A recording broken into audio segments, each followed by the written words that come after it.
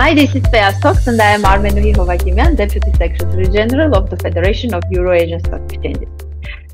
I am glad to introduce my guest today, a newly appointed CEO of Republican Stock Exchange Tashkent, Mr. George Paresishvili.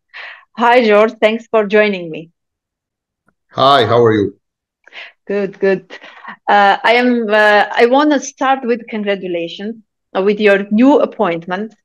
We from FEA's side, we know each other for a very long time from your previous role, and we're really happy that our members are in different regions, but they are so close that we are in a connection with the management, even with the new roles when they are changing their previous one and getting the new one. So congratulations with your new role.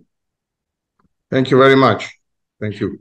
And my first question is about this change. So what was the first thing you decided to do as a new CEO of the stock exchange? As soon as I started my job, I looked at the investor base that we have in Uzbekistan in the capital market, and I realized that we are lacking foreign investors.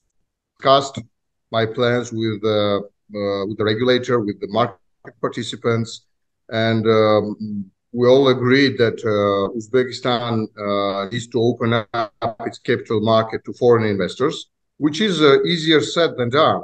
You need to have a minimum set of capital market infrastructure in order to be able international CSDs like Clearstream, Euroclear to be present in your country in order to enable access to foreign investors to the local market. So what I did, basically, I went, to Luxembourg, and I met with our colleagues at Clearstream to find out what we can do as a country, as the Uzbek market, in order to attract and to help Clearstream set up a link with the Uzbek market. In parallel, we launched negotiations with various global custodians. It's been pretty busy since very beginning, and it continues to be pretty busy. We are working in multiple directions, and we hope that next year we'll have many more foreign investors present in the local market. Good. So from the first side, we understood that the direction is to be open for the foreign investors, which is good. And the second, as a second step, what are the other challenges and opportunities that the stock exchange has now? The biggest challenge for Uzbekistan stock market, as for many frontier markets like Uzbekistan, is the lack of in frontier markets, and that is partly because there is a small free float, partly because there is little domestic investor base. Also, another reason is that retail investors are not, as many, and retail investors are typically the ones which create, liquidity because they trade fairly frequently. They are not like institutional investors who are typically buy and hold type of institutions. So we have various challenges. Another challenge is probably the capital market infrastructure, which I briefly touched base on already. We want to improve our, clearing and settlement system. We want to improve our trading system. And of course, the last but not least, we want many good and quality issuers in the market. So we're working very actively with the government, with the large state-owned companies to convince them to come to the market, to improve their corporate governance, to be more transparent, appoint independent members to the supervisory boards, having independent audit committees, etc. Basically, to get prepared for IPOs on the local market. And I'm glad that the government of Uzbekistan, the Ministry of Finance, who is the regulator of the market, is very supportive of these reforms. So there's a list of state-owned companies which are slated for privatization next year and the year after. Some of them are banks, some of them are larger manufacturing companies, steel producer, mining companies, you name it. So we look forward to welcoming all these companies in our market, which will hopefully increase the liquidity. Yes, and my next question is about this, but first I would like to wish a good luck with all the plans you have, and they are not an easy plans. I can understand. And one question about the new issuers, and I remember that during the Uzbekistan Economic Forum in Samarkand, you mentioned the People's IPO, and it will be interesting to know what it is about, and about new IPOs that you are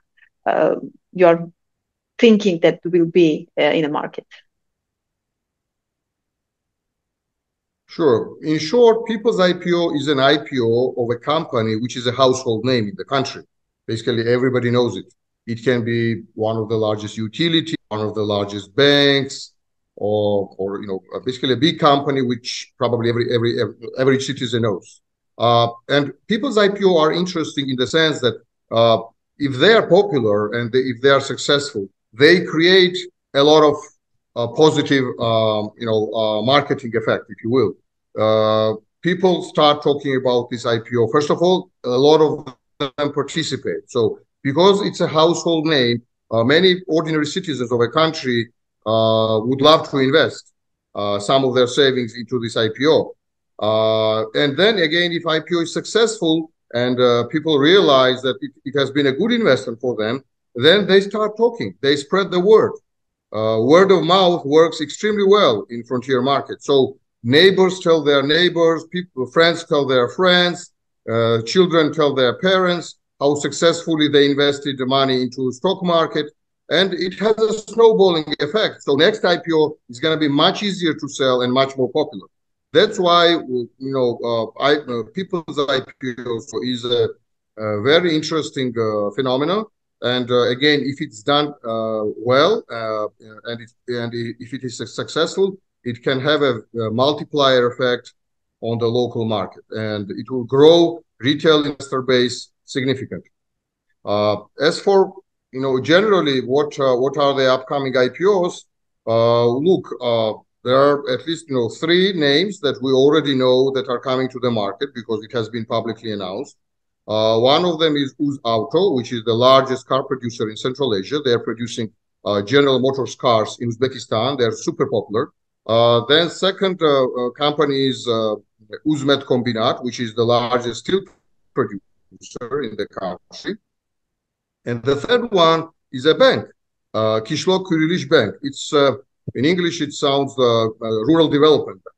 A very interesting story. It has many branches, and we look forward to welcoming all these companies to our exchange. But as I said, there are many more companies in the pipeline, and once they are ready, once they feel that they have improved their corporate governance enough, I think we will see many more names in the market. Good, and we from FAIR side, we will wait for news about, and we will keep our fingers crossed for the new IPOs and to become there more and more. And my very last question, what to expect in the near future from RSI Tashkent that you haven't mentioned yet, but what to expect more? We should expect, more liquidity probably. We should expect a larger participation of foreign investors and local retail investors. And I hope we will also bring some local institutional investors, such as pension funds, insurance companies, corporates. More corporate bond issues than we have seen so far. Tashkent Stock Exchange exchange has been dominated by equities, which is great. This is how it should be. But I think there is also a big potential for corporate bonds to be listed on the capital market, on the stock market. I mean, Uzbek companies, but also by international multilateral financial institutions, DFIs such as IFC, European Bank for Reconstruction and Development, Asian Development Bank. These are, large multilateral financial institutions who open issue bonds in local currency, in local market to help local market grow. And, we'll see IFIs tapping local capital market in the local currency. Thank you, George. Thanks for interesting information, and thanks for all these points that we were looking forward to accomplish, to see accomplished at the stock exchange. And good luck with this. Thanks for joining me today. Thank you very much.